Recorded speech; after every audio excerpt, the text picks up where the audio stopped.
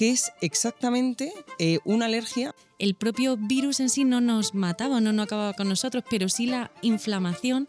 ¿Realmente hay más personas alérgicas hoy en día o es que se diagnostican mejor? La Organización Mundial de la Salud, por soltar un dato, nos estima que en 2050 1 de cada 2 vamos a ser alérgicos. Porque el sistema nervioso, Isabel, decide reaccionar frente a cosas que en teoría son inofensivas. ¿Se puede desarrollar una alergia de adulto de repente de algo que llevas consumiendo toda la vida? No se hereda la misma condición alérgica como tal, se hereda la probabilidad de desarrollar una alergia en el futuro. Alergia alimentaria frente a intolerancia alimentaria. Para empezar, alergia a la lactosa ya lo vamos a desechar porque ya no hace daño. O sea, es intolerancia a la lactosa, porque la lactosa es un azúcar. No podemos romper ese azúcar y nos da muchos síntomas digestivos. ¿Cuál dirías que es la alergia más curiosa o menos conocida? ¿Las alergias se pueden llegar a curar definitivamente o estamos condenados a vivir con alergias aquellos que las padezcan?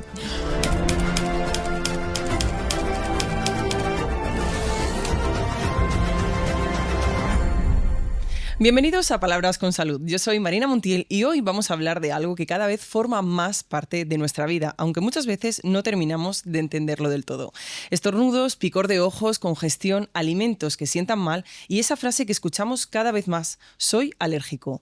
Pero ¿sabemos realmente qué significa tener una alergia? ¿Por qué hay cada vez más casos? ¿Qué podemos hacer para convivir mejor con ellas? Para resolver todas estas dudas, hoy nos acompaña Isabel Fernández Alba. Ella es alergóloga y divulgadora en redes como Alergia Fácil, donde explica de forma clara y sencilla cómo entender y manejar las alergias en el día a día. Isabel, bienvenida. Muchísimas gracias por estar aquí. Un placer, gracias por invitarme. Bueno, un éxito poder encontrar un hueco en esa apretadísima agenda que tan necesaria es para cubrir de esas preguntas de las que hablábamos que no sabemos qué nos pasa, ¿no? Pero para empezar, yo creo que lo suyo es explicar qué es exactamente una alergia a alguien que no la ha tenido nunca. ¿Cómo explicaríamos esto?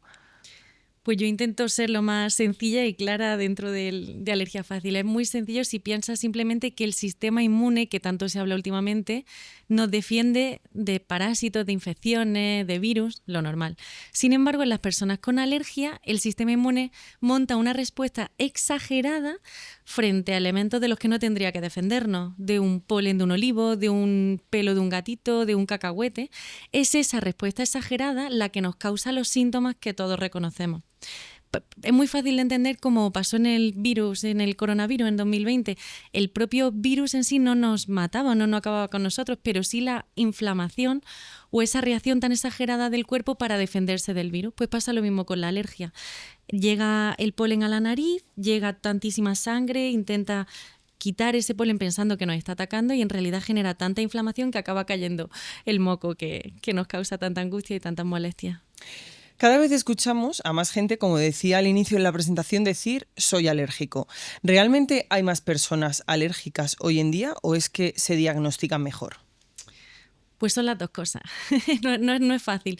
Es cierto que tenemos métodos diagnósticos mucho más precisos y si quieres luego lo comentamos, ahora se llama medicina de precisión, pero también es muy fehaciente, o sea, se objetiva cada vez más un problema alérgico mayor, cada vez somos más alérgicos, como dices, se ha visto que la patología, además, es decir, los síntomas, las reacciones que tenemos son más graves. Estamos acuñando en consulta, cuando hacemos los informes, el término multialergia. Hablamos ya de síndromes, enseguida cruza el polen con las comidas, con otros, o sea, se va complicando la cosa con respecto a lo que yo estudié, que ya no soy tan joven, y incluso la Organización Mundial de la Salud, por soltar un dato, nos estima que en 2050 1 de cada 2 vamos a ser alérgicos. O sea que es que no para de crecer. Y yo, como ya te digo, como clínica, ¿no? Como consulta y así, vemos que las patologías son más complejas y lo que mi sensación personal es que los niños empiezan antes. O sea, digo, pero como tienes esta alergia tan grave si es que no te ha dado tiempo. Poquísimo y además condiciones atópicas, problemas en la piel, problemas con las comidas, con el ambiente, en fin. ¿Lo asociáis? ¿Lo vas asociando a algo? ¿Hablaremos más tarde de esto? ¿Qué nos adelantas? Bueno, que es multifactorial. Puedo soltar una palabra. A los médicos nos encanta inventarnos palabrejas para complicar lo que se llama exposoma. Y tú dirás, wow, simplemente es la exposición del ambiente, cómo es capaz de modificar o de modular nuestra respuesta inmune, volvemos a esa parte del sistema inmune, de modificarnos, de liarnos y en función, o sea, es muy diferente la alergia que va a tener un niño en la costa, imagínate en Murcia, de un niño que va a tener en Inglaterra. Todos esos factores que influyen su dieta, su exposición ambiental al polen que respira, lo que está comiendo, hace que sea muy diferente luego la respuesta que tenga. Pasamos semanas, días con mocos, con tos, con congestión. ¿Cómo sabemos si eso es una alergia o un resfriado, por ejemplo? Vale, pues yo me fiaría en 3 pilares. 3 cosas muy fáciles. Número 1, la duración. Parece que no, pero es que realmente cuando vienen al alergólogo ya han pasado mucho tiempo. Si es un virus, una respuesta infecciosa, se resuelve en 7, 10 días rápido, lo que todos sabemos. Los síntomas, siempre, normalmente, es una rinoconjuntivitis lo que yo veo. Veo afectación, porque es muy fácil de entender. Enseguida que lo entiendes ya te acuerdas y todo encaja. Si el polen va a llegar a la nariz, obviamente también llega al ojo. Entonces, esa rinitis, que es solo rinitis, es muy raro que sea de origen alérgico. Suele acompañarse de una conjuntivitis, un lagrimeo, un picor. Es muy característico el picor del lagrimal, que quien tenga alergia lo sabrá, que es que justo aquí afecta muchísimo. Entonces, llevamos la duración de los síntomas, hablamos de los síntomas en sí, y lo otro es la estacionalidad o esa repetición. Los alergólogos somos muy pesados, ya verás, te vamos a preguntar cuándo empezó, cuándo terminó, desde cuándo te lleva pasando, llevas 3 años así, enseguida ya estamos pensando en esos calendarios, si se repite en esa época, esa periodicidad, o si siempre que voy a casa de mi novio que tiene ese gato, eso no, o sea, siempre vamos a estar pensando en el tiempo. Porque el sistema nervioso, Isabel, decide reaccionar frente a cosas que en teoría son inofensivas. Pues es muy buena pregunta, temazo. Nos vamos de congreso y lo debatimos.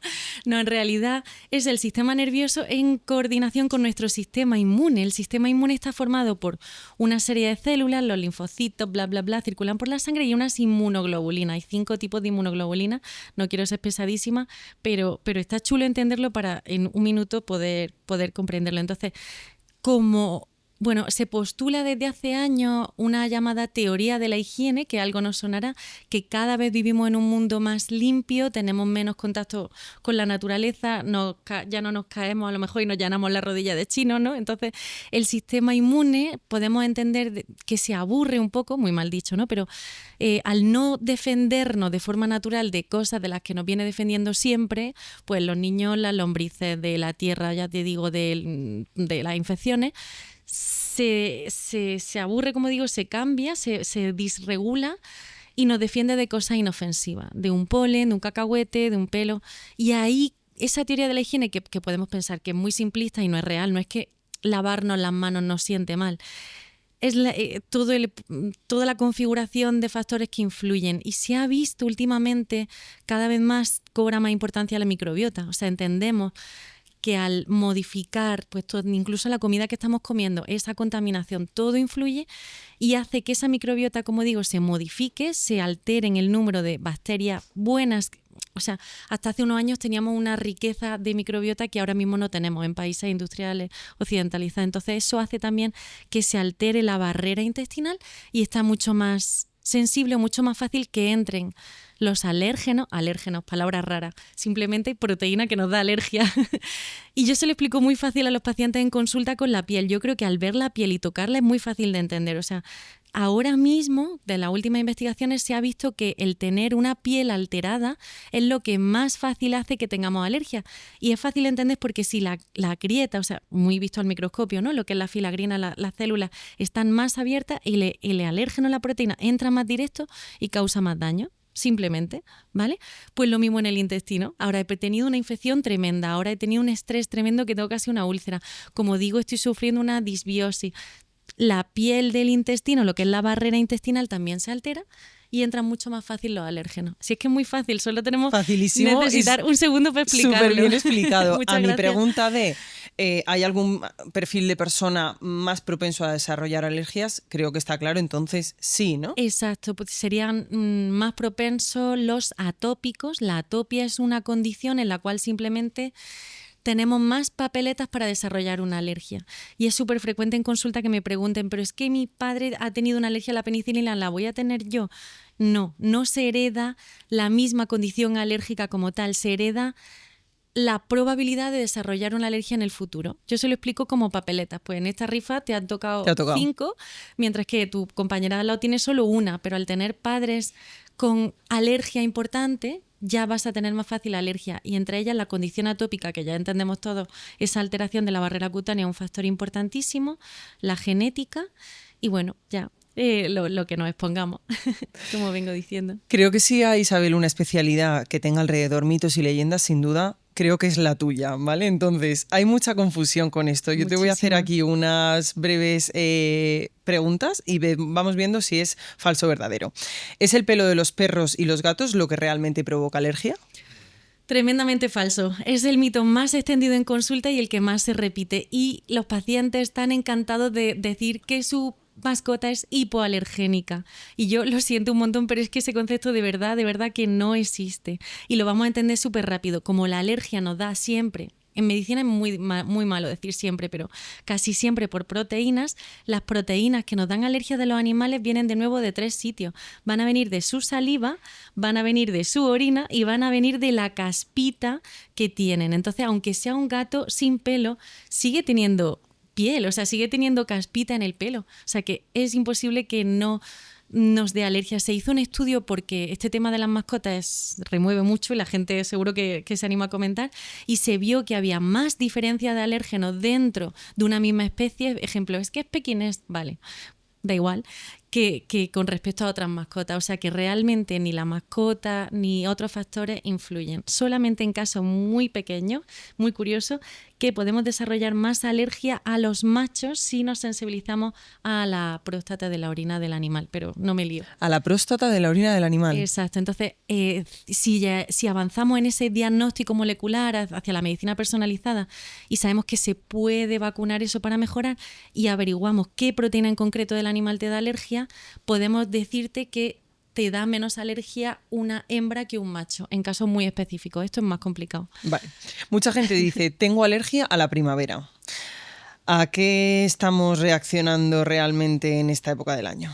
Me pongo en situación ayer mismo. Tengo alergia al polen, al olivo y a la gramínea. Y yo, no, por favor, señor, es el polen de olivo, es el polen de la gramínea, o ahora justamente en estos meses el polen del plátano de sombra. El polen no es otra cosa que una estructura microscópica. Yo se lo explico a mis pacientes como una pequeña pelotita de golf que va por el aire, y es muy fácil de entender porque esa pelotita de golf tiene tanto agujerito así, pues eso sería la cantidad de proteínas que tiene el polen, que es lo que nos acaba de dar alergia. Hay un miedo común. ¿Se puede desarrollar una alergia de adulto de repente de algo que llevas consumiendo toda la vida? Totalmente. Sí, mi respuesta es sí. Y también es algo súper desconocido. Nadie entiende cómo de pronto hacen una alergia, pero nadie se plantea por qué de pronto tiene hipertensión y van al cardiólogo, al doctor Avellán, por ejemplo, ¿por qué ahora tengo hipertensión? Pues señora, es que de pronto podemos tener alergia. Ocurre que además es todo lo contrario de lo que siempre pensamos. Ojalá poder aclarar esto.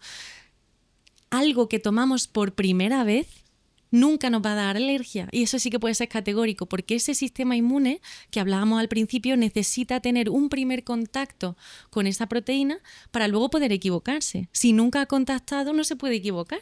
Entonces, todo lo contrario, le damos la vuelta a lo que tenemos en la cabeza. Precisamente cuanto más veces contactamos con esa proteína, imagínate, es que llevo comiendo plátano toda mi vida y es mi única fruta, ¿vale? Pues cuantas más veces contactamos con esa proteína, más fácil es que en un momento dado el sistema inmune, exacto, se confunda, clic, y de pronto piense que es que ese plátano me está atacando a mí, como decía al inicio, es que voy a reaccionar de forma exagerada a ese plátano. Se entiende muy bien que de mayores, conforme vamos necesitando más medicación en la vida, o niños que han estado muy malitos de pequeños, hacen mucha más alergia a los medicamentos, cuando en las primeras etapas de la vida es rarísimo tener alergia a medicamentos porque es que apenas hemos tomado medicamentos. O sea que con eso se entiende bien. ¿Alergia alimentaria?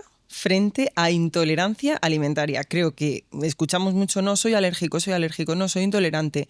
¿Cuál es la diferencia realmente de esto? Es un temón y creo que es súper necesario explicarlo bien. Vuelvo a repetir, alergias siempre o casi siempre es proteína e intolerancias siempre o casi siempre son azúcares. Y ahí entendiendo eso entendemos que una alergia a una proteína es de forma inmediata, prácticamente llamamos inmediata cuando es menos de una hora, es grave porque afecta a varios órganos. La anafilaxia, que puede sonar una palabra rara, si nunca la has escuchado, simplemente es reacción alérgica grave, en la que varios órganos se inflaman, se alteran, se tal, y puede ser mortal. Mientras que la intolerancia solamente me va a dar síntomas digestivos. Y es fácil entender porque si entendemos que es un azúcar y tenemos un problema de una enzima que no puede romper ese azúcar, pues es un problema de química de segundo de bachiller, todo para abajo, hablando mal y pronto, diarreón, se hincha la barriga, incluso puedo llegar a tener vómitos, pero no va a ser mortal, como mucho me deshidrato, nada más.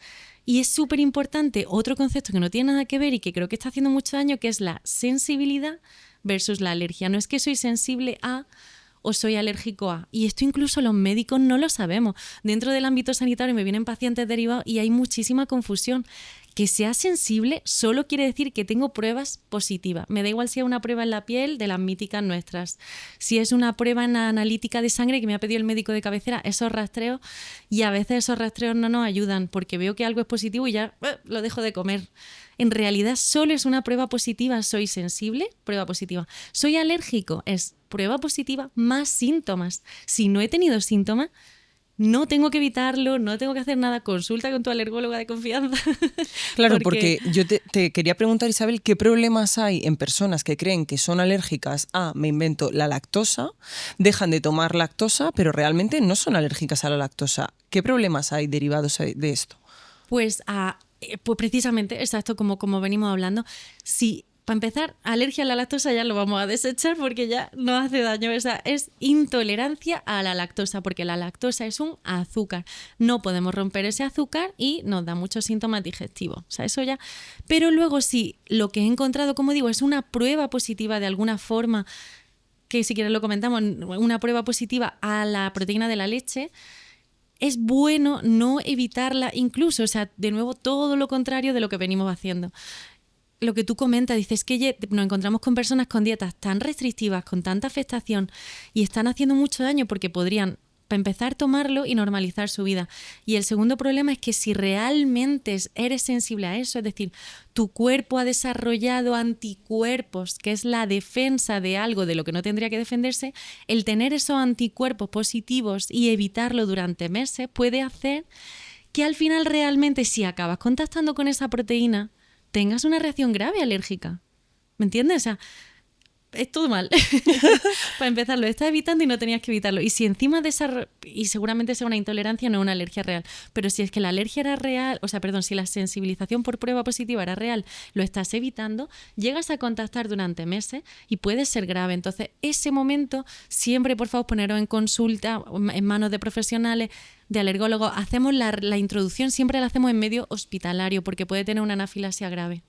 Hablaremos ahora de tratamientos, pero antes de llegar a eso, entornos y calidad de vida. Creo que esta parte, Isabel, es bastante importante. ¿Qué impacto real tiene la contaminación de ciudades grandes en el aumento o en el empeoramiento de alergias? Pues sobre todo es muy fácil de entender en alergia ambiental, lo que respiramos, la rinitis y el asma, y en alergia a alimentos. En alergia ambiental, esa contaminación, como dice, es irritante, es como si estuviésemos cerca de una lejía todo el rato, pues nos altera la nariz, nos daña de nuevo la piel, pero del bronquio, y hace que esa piel, esa mucosa, esté mucho más sensible a que el polen no haga más daño. Añadido al segundo factor, ese polen, de nuevo la imagen de la pelotita de golf, ese polen está mucho más agresivo, está más estresado porque, claro, le está atacando la contaminación y él tiene que defenderse. Entonces, expresa en su membrana una cantidad de proteínas, como digo, para defenderse. Esas proteínas son las que nos dan alergia a nosotros. Y eso, si lo trasladamos a la alergia alimentaria, es igual de fácil de entender. La comida que estamos comiendo está tan adulterada, tan procesada, tan modificada. Si has metido a la pobre manzana en una cámara de refrigeración durante 40 días para traerla de no sé dónde, esa manzana está estresadísima. Entonces, esas proteínas que tiene en la piel están siendo un problemón ahora mismo, que mucha gente lo conocerá si son alérgicos, se llama proteína de defensa, LTP, es un problema. Y se altera todo y así nos alteramos nosotros. Hablábamos al inicio de la conversación, nos explicabas, ¿no?, que, por ejemplo, los niños suelen desarrollar más alergias porque no están en contacto, pues, con una lombriz, con el barro, con determinadas cosas y aspectos, ¿no? ¿Crees que el cambio climático también, además, nos está afectando en lo que tiene que ver con las alergias? Sí, porque volvemos ahí, ese grano de polen que finalmente va a entrar por nuestra nariz es mucho más agresivo, está mucho más modificado, mucho más seleccionado. También tiene capacidad para hacernos daño durante mucho más tiempo, lo que antes, lo sabrán los pacientes con alergia o los que tienen síntomas, lo que antes era una temporada de 15 días se está traduciendo en muchísimos meses de síntomas distintos. O lo que antes no nos hacía daño, podemos, como digo, en cualquier edad de la vida, volvernos alérgicos. Precisamente en Granada el ciprés está haciendo muchísimos problemas porque tenemos ese bosque de la Alhambra tan precioso. Tan bonito, pero claro, lo tenemos encima y la nube de polen, o ahora en Jaén, que empezó a trabajar en Úbeda, encima de esos olivares se generan auténticas nubes de polen amarillas que se ven y que es completamente agresivo, irritante. O sea, es que no es natural que se concentre tantísimo polen junto. Es debido a todo lo que vamos haciendo. Totalmente. Bueno, una amiga hace un año íbamos solamente en el trayecto del tren, o sea, por el pasar por esa zona. O sea, llegó realmente mala a la ciudad de destino. Y digo, sí, ¿qué tiene que haber aquí? Bueno, Isabel, hablamos de tratamientos y de soluciones, por supuesto, claro que sí. La pregunta del millón. ¿Las alergias se pueden llegar a curar definitivamente o estamos condenados a vivir con alergias aquellos que las padezcan?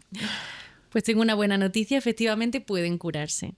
Si hablamos de alergia ambiental, que es lo que mayoritariamente nos afecta a todo, esta rinitis y este asma, existen tratamientos específicos para modificar el curso de esa enfermedad alérgica y volver a recuperar la calidad de vida. Y son la llamada la inmunoterapia, la famosa vacuna de la alergia. Son vacunas que se ponen a largo plazo, que no sé si las conoceréis, pero se ponen o bien subcutáneas, son pinchacitos pequeños en el brazo, o sublinguales, también hay comprimidos. Y poquito a poco vamos a entrenar ese sistema inmune que hablamos para decirle, mira, este polen de olivo nos sienta bien, vamos a no reaccionar tanto, poquito a poco vamos modificándolo y acabamos tolerándolo. Eso en cuanto a la alergia ambiental. Y en cuanto a la alergia alimentaria, es que también hay curación, hay seguro familias afectadas que tienen a alguien con una alergia muy severa a algún alimento que condiciona toda la calidad de vida de la familia, la preocupación de esos padres. Entonces, de forma espontánea, la alergia alimentaria en niños, no habitualmente niños pequeñitos, se va a resolver sola en un 70% de los casos, más o menos. Y si no, tranquilos que los alergólogos estamos desarrollando métodos que también se llaman inmunoterapia porque de nuevo consiste en entrenar este sistema inmune dando dosis muy pequeñitas del alimento en que yo le digo a mis pacientes, por narices sí o sí vamos a tolerarlo. O sea, yo voy a ser más cabezona que tu sistema inmune. Y lo estamos haciendo con mucho, mucho éxito para huevo y leche desde hace muchos años y desde hace poquito lo llevamos a cabo frente a frutos secos y está ayudando muchísimo a la calidad de vida de los pacientes. Pueden volver a tomar de todo. Perdón. ¿Cuánto tiempo tarda en hacer efecto la inmunoterapia, Isabel? Y bueno, y los resultados ya nos los has comentado. Sí, pues si nos vamos a la parte ambiental, que como digo es un poco más masiva, desde el primeros 6 meses al año de tratamiento, el paciente ya puede olvidarse de su inhalador, que a veces quien está enganchado al Ventolin es un problemón, o al problema respiratorio para cualquier cosa. Se olvidan esos síntomas y poquito a poco en los siguientes meses y en los siguientes años, hasta a partir de los 3 años, se puede decir que alcanzamos ya una mejoría importante. Lo que más cuesta que esto experiencia clínica, pero lo que más cuesta que mejoren los pacientes es la rinitis, la conjuntivitis, que algo queda, pero claro, los propios pacientes a veces me lo piden, por favor, que no me quiten la vacuna, que es que estoy fenomenal. Entonces mínimo hacemos 3 años de tratamiento, pero máximo hacemos 5 años. Y es muy larga, pero ayuda a que el sistema inmune luego se acuerde, es decir, vas a pasar 20 años y vas a seguir bien. Pero es verdad que algo de síntomas queda, es como si tu ojo fuese un detector de polen, vas en el tren y algo va, pero la mejoría de la calidad de vida es impresionante. ¿Antihistamínicos se usan bien? ¿O se usan fatal? Se podrían usar mejor. En general estaría muy bien que no nos tomásemos lo que nos dice la vecina. Por lo que sea. Por lo que sea. O que en vez de mirar en un foro de internet fuésemos al médico, o incluso si no estamos muy contentos o convencidos, podemos ir al médico especializado, venir al alergólogo y realmente saber qué me está dando alergia. Y como digo, incluso con esa precisión, y así mejorar mucho más el tratamiento porque sería mucho más específico. De camino hay un problemón ahora mismo con el abuso de los sprays nasales vasoconstrictores. Temazo. Ayer una paciente me viene por un problema de rinitis y a lo poquito que escarbamos en la historia es que está abusando todas las noches de un spray nasal que es vasoconstrictor, y en realidad la rinitis está causada por ese spray. Y es muy fácil de entender porque si es un spray que es que no puedo vivir sin él, como nos dirá la gente, es que yo no puedo estar sin mi spray, es que auténticas adicciones lo llevan en la chaqueta, en el bolso. Sí, yo últimamente no paro de verlo. Es tremendo. Entonces, funciona como la droga. O sea, aunque suene muy a titular, es una droga. De hecho, son derivados de la ketamina, en fin, cocaína, etcétera, y funciona igual. Tú echas ese spray, el spray lo que hace es vasoconstreñir, simplemente eso quiere decir que los capilares tan finitos que tenemos en la nariz se cierran. Estupendo, porque ya no goteo, me entra el aire, vale, pero al cerrar esos capilares de forma tan brusca, pues cada noche, cada mañana, cada 3 horas, estamos haciendo que la piel deje de recibir su sangre normal y que se nos atrofie. O sea, es que se entiende muy bien en la piel. Tú tienes una herida y en vez de curarla vas arrancando, lo que tienes es una piel completamente dañada, es que puede llegar a dañar el tabique como en ciertas drogas. Una vez que se lo explico así lo entienden, y aunque cueste dejar el enganche lo vamos a conseguir. O sea, siempre poniéndose en manos de profesionales buscamos alternativas que sean seguras, buscamos antihistamínicos que nos hagan bien, ponemos un poquito de corticoide. Hay mucho miedo a los corticoides. Todos, no me pongas corticoide. En realidad un corticoide nasal puede solucionar esa rinitis sin ningún problema y no tiene efectos secundarios. En tu día a día en consulta, Isabel, ¿cuál dirías que es la alergia más curiosa o menos conocida que te has encontrado? Pues me va un poco esta parte feminista y reivindicativa que a veces ocurre, que es que realmente pienso que la medicina todavía no ha hecho justicia con las mujeres. O sea, creo que vino aquí Isabel de Qué mona mi hormona, es que excelente, y lo explicó también de que es que somos cíclicas, pero no se conoce nada de lo que venimos padeciendo las mujeres tantos años. O sea, se pusieron a estudiar nuestras enfermedades tan tarde, y en el mundo de la alergia igual. Entonces, realmente a que me gusta pasar consulta y hablar con las pacientes, he encontrado casos muy desconocidos, pero incluso por otros médicos, de alergia específicamente nuestra. O sea, hay alergias que solo padecemos las mujeres. Y un ejemplo podría ser la alergia a la progesterona. Dices, pero una hormona del cuerpo encima, como que encima hará alergia. O es real. Entonces, en la última parte del ciclo es muy desconocida, y muy poco diagnosticada, porque el gran problema es que no tenemos cómo diagnosticarla. Esto como anécdota, en un congreso en Estados Unidos hace un año se formó una mesa de patología alérgica exclusiva de la mujer y plantearon esta posible alergia a la progesterona, que se traduce pues en que en cierto momento del ciclo me da un ataque de asma que no sé por qué, en cierto momento del ciclo me dan unos sabones, una roncha, y como no nos conocemos bien y nadie nos lo ha dicho, pues a lo poco que hacemos unos calendarios de reglas, ¿no?, de estos de menstruación, o con la aplicación del móvil, entendemos que va ocurriendo así. Entonces, por asentarlo a un caso muy concreto que tuve en consulta, no solo es alergia a la progesterona, sino es que también nuestras hormonas, en otro patología que solo afecta a las mujeres, son capaces de actuar como un cofactor y causarnos alergia cuando antes no teníamos, ¿vale? ¿Eso qué quiere decir? Por complicarlo, esta paciente se toma su ibuprofeno por dolor de regla y tiene reacciones tremendas, pero que acaban en el hospital muy graves. Pero yo en consulta y en el hospital le di el ibuprofeno sin tener la regla, ningún problema. O sea, esa menstruación puede actuar como un detonante, como un cofactor para que ocurra una reacción, cuando lo normal es que no hubiese ocurrido. O sea, es un campo impresionante. Por resumirlo, las mujeres podemos tener alergia a la progesterona. Exacto. Y encima se añade el factor de que estamos todas ahora con un problema de fertilidad tremendo.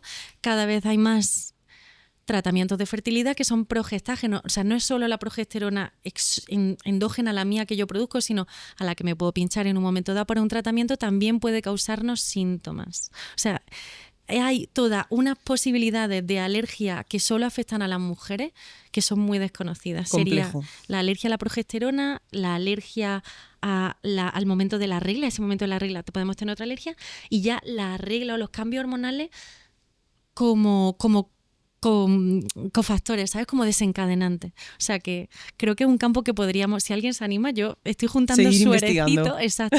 Cada vez que me cuenta una paciente le saco un poquito de sangre y lo estoy juntando por si alguna vez consigo hacer la tesis de eso. Qué bien, pues cuando la hagas volverás, Volvemos ¿vale? y hablamos. Y nos la cuentas. ¿Qué Exacto. 3 cosas básicas no deberían de faltar en un botiquín o en el bolso de una persona alérgica? Súper fácil. Un antihistamínico, si puede ser bucodispersable, mejor para ese momento de me pilla en el tren, me lo tomo sin agua, o que actúe rápido. Una adrenalina, si tengo reacción grave, anafiláctica, sistémica, voy con mi bolígrafo autoinyector de adrenalina y en un momento dado me lo pongo, me da igual si estoy en un avión, es capaz de atravesar la ropa, por favor, que a los alérgicos a alimentos que lo necesiten, que no se nos olvide la adrenalina. Y tercer punto, el informe del alergólogo, porque si estoy en Tailandia, en lo alto de un barco y estoy teniendo mi reacción, me pongo mi adrenalina, pero a lo mejor nadie sabe qué ha pasado. Una buena idea puede ser ponerlo en la pantalla del fondo del móvil, que yo se lo digo a los pacientes, si te vas de viaje, llévate el informe contigo, hazle captura, ponlo en favorito. No hace falta que nos hagamos los tatuajes de alérgico a penicilina, pero alguna, o si vas con amigos, pareja, familia, que sepan tu alergia de forma muy precisa, y si llevas tu informe, mejor. Y por último, Isabel, ¿a quién te gustaría escuchar en este espacio, en Palabras con Salud? Pues creo que invitaría a nutricionistas.